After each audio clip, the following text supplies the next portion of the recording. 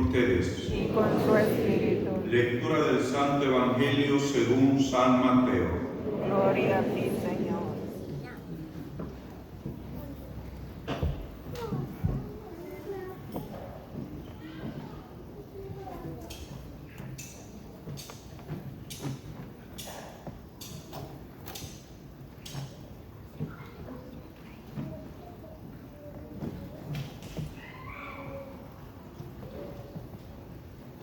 En aquel tiempo Jesús dijo a sus apóstoles: el que ama a su padre o a su madre más que a mí, no es digno de mí. El que ama a su hijo o a su hija más que a mí, no es digno de mí. Y el que no toma su cruz y me sigue, no es digno de mí. El que salve su vida, la perderá. Y el que la pierda por mí, la salvará. Quien los recibe a ustedes, me recibe a mí. Y quien me recibe a mí, recibe al que me ha enviado. El que recibe a un profeta por ser profeta, recibirá recompensa de profeta. El que recibe a un justo por ser justo, recibirá recompensa de justo. Quien diere, aunque no sea más que un vaso de agua fría, a uno de estos pequeños, por ser discípulo mío, yo les aseguro que no se quedará sin recompensa. Palabra del Señor. Gloria a ti, Señor Jesús. Tenga la bondad de sentarse un momento, por favor. En esta homilía me gustaría hablar, o quiero hablarles, sobre el poder de la caridad. Para no salirnos de contexto, les pido que tengan muy en cuenta y recuerden la primera lectura que hemos escuchado de este siervo de Dios, el hombre de Dios, el profeta Eliseo, que visita a una familia en desgracia. Esta familia, dice la primera lectura, que este matrimonio no podía tener hijos. Para la cultura judía, para la cultura hebrea, no tener hijos, la esterilidad era sinónimo de muerte, porque ellos no tenían la conciencia que nosotros tenemos de la vida eterna del cielo, de tal manera que para el judío trascender es a través de los hijos. Si estas personas entonces, si este matrimonio no puede tener hijos, entonces están condenados a desaparecer, a dejar de existir. Pero este matrimonio ha hecho algo muy interesante. Este matrimonio al siervo de Dios le hacen caridad. Le preparan un cuarto, le acondicionan un cuarto, lo construyen y lo acondicionan para que el siervo de Dios pueda tener lugar en donde descansar cuando llegue de visita. Y esto hace que el hombre de Dios sea movido en su corazón y les bendiga. ¿Qué les hacemos a esta familia?, dice el profeta. Dice el sirviente: no tienen hijos, están en desgracia. Entonces el profeta le dice: el año que viene, en esta misma fecha, tú vas a estar cargando un muchachito, ¿sí? Y los bendice. Este es el primer punto. Segundo, lo que dice el Santo Evangelio. Dice la palabra de Dios en el Evangelio que hemos escuchado: quien los recibe a ustedes, le está diciendo a los apóstoles, quien les recibe a ustedes, me recibe a mí. Y quien me recibe a mí, recibe al que me ha enviado. El que recibe a un profeta por ser profeta, recibirá recompensa de profeta. El que recibe a un justo, recibirá recompensa de un justo. Pero aquel que diera, aunque sea un vaso de agua fría, a uno de estos pequeños, a sus discípulos, por ser discípulos míos, yo les aseguro que no se va a quedar sin recompensa. De tal manera que la caridad la obra de caridad tiene su recompensa. ¿Hasta aquí estamos bien? Bueno, pues para poder hablar de la caridad yo primero me tengo que amarrar el dedo, ¿sí? Antes de la cortada. Tengo que aclarar algunas cosas porque hablar de la caridad y los puntos que yo quiero tratar en esta homilía son en muchos momentos utilizados para la manipulación de los mismos fieles. Ya no se diga en ambientes, por ejemplo, lo tengo que decir con todo respeto, pero ellos mismos se están dando cuenta, en ambientes evangélicos, para la cuestión del diezmo.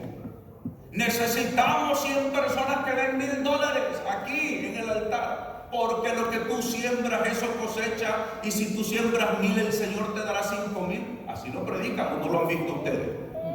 Sí lo han visto, ¿verdad? Y entonces se empieza una manipulación con palabras muy bonitas, se utiliza la Biblia, ¿sí? Y entonces la gente, pues con fe, porque tienen fe, pues se van y se comprometen, porque lo que tú siembras, eso vas a cosechar, porque el Señor te dará una medida bien apretada, bien medida y rebosante en los bordes de tu mandil. Y la gente empieza a sentir bonito, y híjole, si yo le voy y le pongo los 1000, el Señor me va a dar 5 o 10,000, ¿verdad? Y la gente empieza a decir, ay, pero es que no tengo, pero es que, y entonces se empieza a manejar con las emociones, con los sentidos. Ay, sacamos una que no puede fallar, que hasta yo lo utilizaba cuando era seminarista. Malaquías 3, ¿verdad? En el seminario, como estábamos amolados en el seminario, cada vez teníamos que ir a pedir a la iglesia, a las parroquias, nos mandaban a los seminaristas a poner nuestra cara, ¿verdad? Y para que nos le dieran dinerito al seminario. Ya la gente cuando nos veía que llegábamos a una parroquia incluso de visita, ay, pues ya toca otra vez colecta. No, nos andamos aquí de visita. Entonces, como a mí Dios me dio verbo para hablar, ¿verdad? Pues un don que Dios me ha dado. Y como uno también aprende, ¿verdad?, los métodos de manipulación, pues nos mandaban a pedir la limosna para el seminario. Y yo me aventaba la de Malaquías 3, que no puede fallar. Da la 10ª parte de lo que tienes al tesoro del templo y luego ponme a prueba, dice el Señor, a ver si no hago descender sobre ti la lluvia bendita de mis bendiciones hasta la última gota. Y entonces la gente decía, no, se le echaba más la canastita, ¿verdad? Y entonces los párrocos, cuando llegaba yo me decían, chico, pero tú cómo le haces si aquí la colecta no sale tanto, pero cuando vienes tú sales 4 veces más? Y dije, pues que le decía yo, ¿verdad? Pero eso no se debía hacer honestamente. Para empezar, porque cuando la palabra de Dios habla sobre el diezmo Dios lo destinó para una casta muy específica. Cuando se hace la distribución de las tribus a las tribus a los levitas, no les toca posesión, no les toca nada, porque los levitas, que son la casta sacerdotal, ellos se tienen que encargar del templo. Su trabajo va a ser atender el templo, el sacrificio. No les toca nada. Y entonces dice, a ustedes no les toca nada, pero el pueblo se encargará de que no falte nada en el templo. Pero de pronto, como la fe, en toda la historia la fe sube y baja, ¿verdad? Llegó unos momentos donde también la fe empezó a bajar en esos tiempos, y resulta que empezó a haber momentos, tengo que venir para acá porque me tengo que dar a entender, llegó el momento donde la fe empieza a bajar. Y como no solamente se tenía que dar la 10ª parte, pero nunca de dinero, eso no lo dice la Biblia. Era la de los comida, de los frutos del campo, de los animales, ¿verdad? Se tenía que dar el 10%, y también se tenía que dar la primicia de todos los frutos del campo. La primicia era el mejor fruto. La primera oveja, la más bonita, la perfecta, la más gordita. Pero como la gente fue empezando a bajarle también la fe, y pues cuando se baja la fe, pues se baja el amor por Dios y por su casa, ¿verdad?, por su santuario. Y entonces de pronto los que criaban borregos, cuando veían sus borregos bien gorditos y bien macicitos, ¿verdad?, ay, ¿cómo le vamos a ir a llevar esto allá al templo? Entonces, ¿qué empezaron a hacer? Veían ahí un pobre borrego todo así, no, y dicen, ay, que se vaya para el templo, a este no le falta mucho para que se muera. Y le empezaron a dar a Dios lo peor. Por eso Dios, por boca del profeta Malaquías, los va a reprender y los va a exhortar. Y dice, ustedes me están robando porque me dan la oveja coja, porque me dan el animal ciego, me dan lo peor, y los reprende a ellos. ¿Ok? De tal manera que el diezmo era para los sacerdotes de la tribu de Leví, para que no faltara alimento en el templo, para que las viudas y los pobres tuvieran alimento. El diezmo no era para enriquecerse. ¿Sí me doy a entender? Yo les decía que yo me tenía que amarrar el dedo. ¿Por qué? Porque voy a hablar de uno de los mandamientos de la iglesia, no de la ley de Dios. Para eso tengo que decir que a nosotros los sacerdotes, la iglesia nos provee para nuestro honesto sustento. Nosotros no tenemos necesidad, pero comemos, nos vestimos, tenemos un carro que nos movemos. Imagínense si me piden ir a ver a un enfermo y me voy en el bus, se muere el enfermo, ¿verdad? Entonces tenemos que tener un carro, y el carro necesita llantas y necesita gasolina. La iglesia nos prevé para nuestro honesto sustento. Pero a veces la gente pues te da el saludito, ¿verdad? Padre, ahí le va y nos saludan, y ahí va un billetito escondido ahí que no se ve. Y entonces, ¿qué hago yo, por ejemplo, con ese dinero que la gente da con mucho amor? Personalmente yo siempre le pido a Dios que bendiga a esa persona. Siempre uso a veces la expresión, Dios te lo tenga en cuenta. Él que es el que importa, porque Él es el que premiará, ¿sí o no? Dios te lo tenga en cuenta. Ya agarro ese dinero y después, como a veces la gente 2, 3 me dan un billetito, yo voy, tengo mis reliquias, bendigo el dinero y le digo, Señor, bendiga, ya sabrá Dios quién me lo dio, yo no lo toco. Ay, mira, es de $5, no, me lo da, yo me lo he hecho, sabrá Dios quién me lo dio, de tanta gente. Llego a mi altar, tengo mi altar, y a cada reliquia bendigo el dinero. Señor, bendice a esta familia que con amor me ha dado esto, que tu providencia no le desampare. Le pongo una reliquia encima y a ver, tú santito, encárgate de ellos, ¿verdad? Pero ¿para qué uso ese dinero? Por ejemplo, estas vestiduras, esta cosita que está aquí, el carnet cuesta como 15,000 pesos, ahí en México. Entonces eso es caro. Entonces lo que la gente me va dando, ¿para qué? Para el mismo culto. Ahorita mandé a comprar un cáliz para las misas solemnes, un cáliz hermoso, de todos los saluditos que me han dado. Y ese cáliz va a quedar consagrado, y en cada vez que se eleve ese cáliz, por todos los bienhechores vivos y difuntos. ¿Sí? Mandé a hacer una imagen de la Divina Infantita para esta celebración en septiembre, que vamos a tener una escultura bellísima a Ecuador. Y cuando yo me muera, que ojalá no sea pronto, esa imagen se va a ir a un monasterio con la condición de que las monjas oren enfrente de esa imagen por los bienhechores vivos y difuntos. ¿Sí? Entonces el dinero no me lo quedo para irme a esto y lo otro, no. Y hasta para toda la comunidad, no, por los bienhechores vivos y difuntos. ¿Sí me doy a entender? Entonces, nosotros no tenemos necesidad en este sentido, ¿me doy a entender? Pero entonces, ¿dónde sí hay una necesidad? Hay una necesidad en la iglesia. ¿Sí? Hay una necesidad en la iglesia. La iglesia siempre va a estar necesitada. Pero en la iglesia nosotros no tenemos el diezmo como una exigencia, ni como un mandato. Dentro de la iglesia el diezmo es una tradición que varía de las diócesis. En México hay diócesis donde tienen diezmo anual, y se invita a toda la diócesis a que den lo de un día de salario al año. Un día de salario.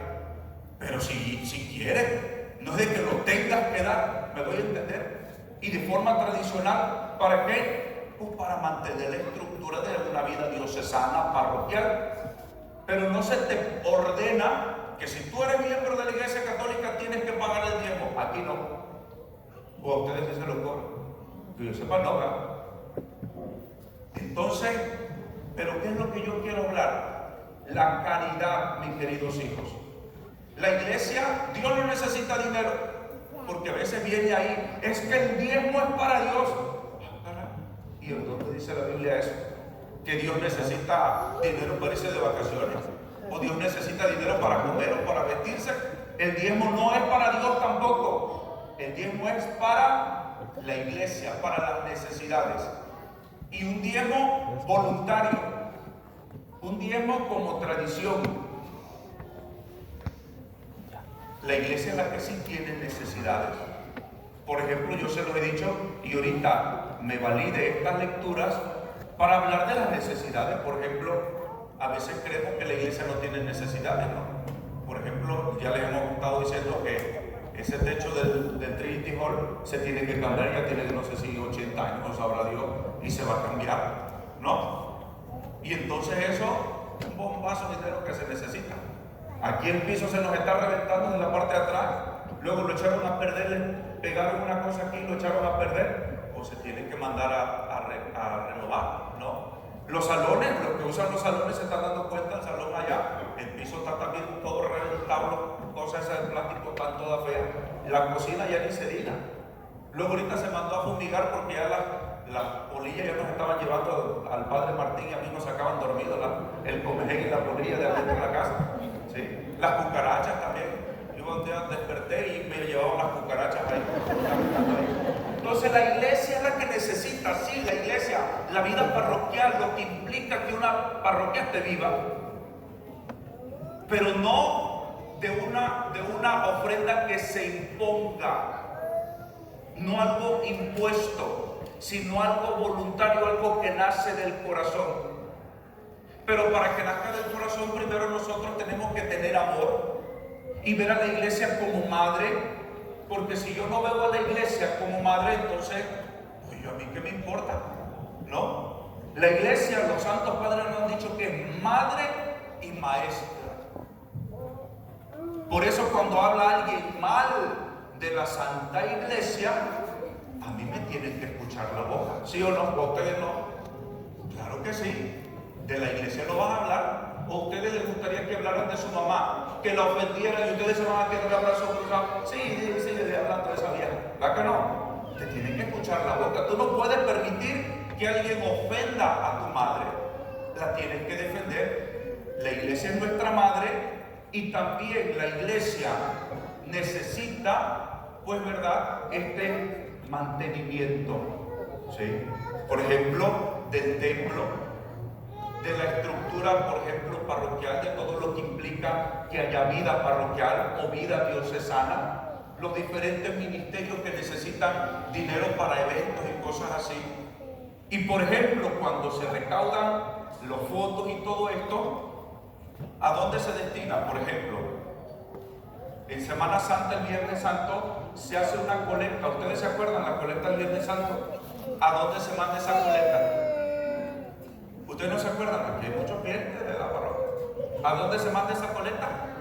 A Tierra Santa, para mantener nuestros santos lugares, que son de todos los católicos. ¿Sí?